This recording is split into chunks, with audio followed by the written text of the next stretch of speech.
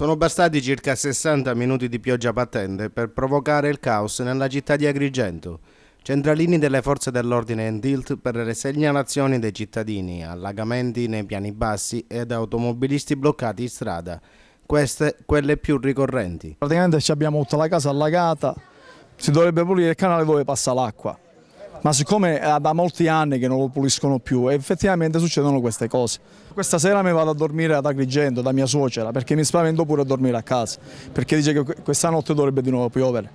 Se c'è un'altra cosa di questa, infatti i miei figli l'ho mandato, già l'ho fatti andare via, perché ci siamo viste brutta.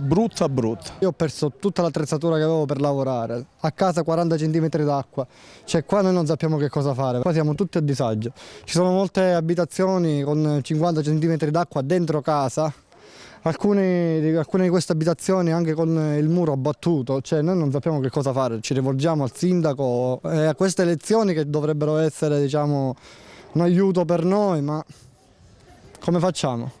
Cioè, chi ce li paga i danni?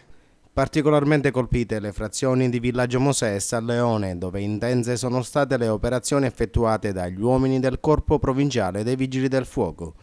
Ad Agrigento Centro, tragedia sfiorata in Via delle Mura, nei pressi della stazione ferroviaria, dove una parte delle pietre di rivestimento del bastione di contenimento sono crollate, schiacciando letteralmente una Lancia Y in sosta. Auto fortunatamente non occupata da persone. Crollo che ha indotto il comandante del locale corpo di polizia locale Cosimo Antonica ad ordinare la chiusura al traffico sia veicolare che pedonale della Via delle Mura nel tratto compreso la via Empedocle e piazza Marconi. Disagi anche in via Cavaleri Magazzeni, dove la forza delle acque ha spazzato la parete esterna di un locale. Muro che è finito sulla carreggiata stradale, bloccando di fatto il traffico veicolare per diverso tempo. Fortunatamente il violento temporale ha provocato danni solo a cose ed il tempestivo intervento dei mezzi di soccorso ha evitato il coinvolgimento di persone.